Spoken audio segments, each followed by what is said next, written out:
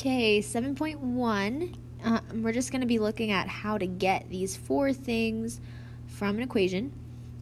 The four things are listed right here, and you'll have to list those on your homework. So the four equations we're looking at are when you have sine, cosine, and tangent, and you're going to see them in this format. You'll have a number times that, and then you'll have this little phrase in a parentheses, and then we'll add something at the end. And we'll go through like what those actually mean next time when we're doing graphing. So just to start out, amplitude, the graphs are going to look like this mostly, except for tangent. And the amplitude is going to be from this center line. I guess I should do that as a dashed line.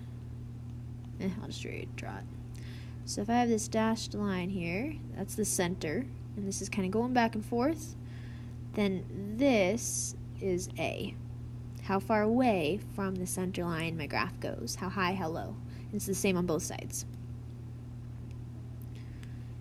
Period is going to be when it starts to repeat. So if you notice, I go down, or up and then down, and then back to the center, and then it does the same thing. So here to here was all new. So that's my period.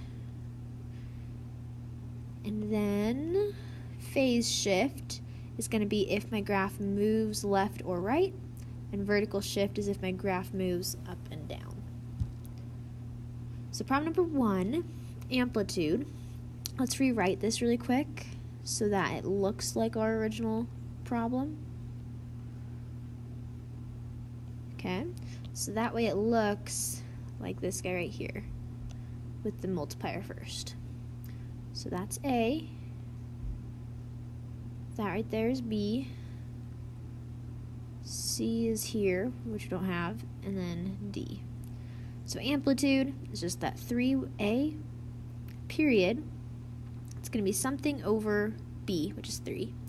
And if you notice, this is sine, so we're going to use 2 pi.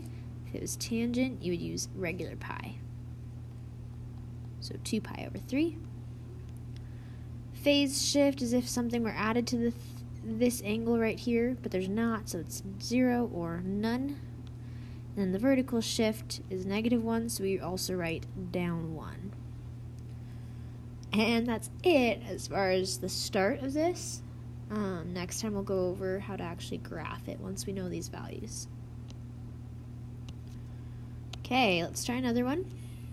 So it's written correct except for this part right here. So I'm going to rewrite this as 1/2 times cosine. And with our equation, if you look back, right, where is it? Right here. See the parentheses and then the bigger parentheses? That's what we have to make it look like for the other equation.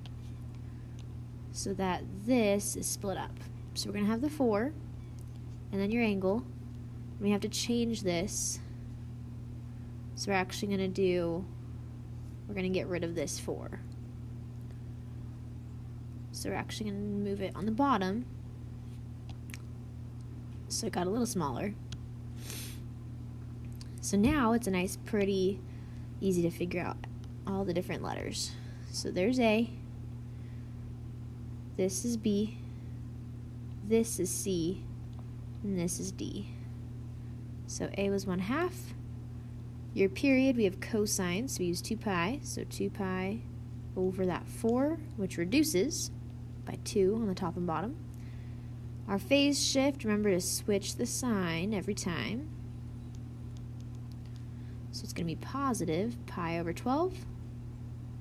And then our vertical shift is -2, so it's down 2. And for phase shift, let's actually write down. Positive is going to be right. Just write the direction.